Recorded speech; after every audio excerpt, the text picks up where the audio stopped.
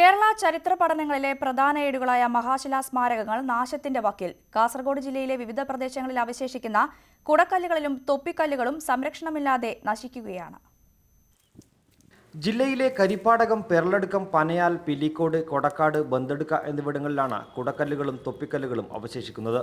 മഹാശിലായുഗ സംസ്കാരത്തിന്റെ ഭാഗമായ ഇവയ്ക്ക് 2500 വർഷത്തിലേറെ പഴക്കമുണ്ട്. മഹാശിലായുഗത്തിലെ മനുഷ്യരുടെ ഭൗതിക അവശിഷ്ടങ്ങളും അവർ ഉപയോഗിച്ച ആയുധങ്ങളും മറ്റു വസ്തുക്കളുമാണ് ഇവയിൽ അടക്കം ചെയ്തിരിക്കുന്നത്.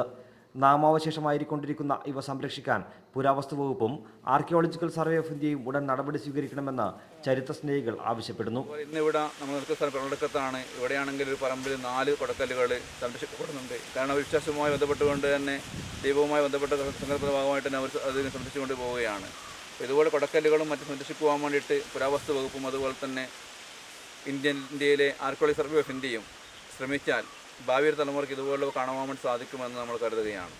സ്വകാര്യ വ്യക്തികളുടെ പറമ്പുകളിലായി അവശേഷിക്കുന്ന ചരിത്ര സ്മാരകങ്ങൾ കയ്യേറ്റങ്ങൾക്ക് വിധേയമായും കാടുമൂടിയും കിടക്കുകയാണ്. ബേഡെടുക്ക ഗ്രാമപഞ്ചായത്തിലെ കൊടത്തൂരിലുള്ള കുടക്കല്ല് ചെങ്കൽപ്പണിയുടെ പ്രവർത്തനം കാരണം ഏത് സമയവും തകർന്നു വീഴാറായ നിലയിലാണ്.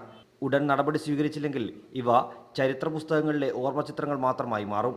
ന്യൂസ് 18 കാസർഗോഡ്.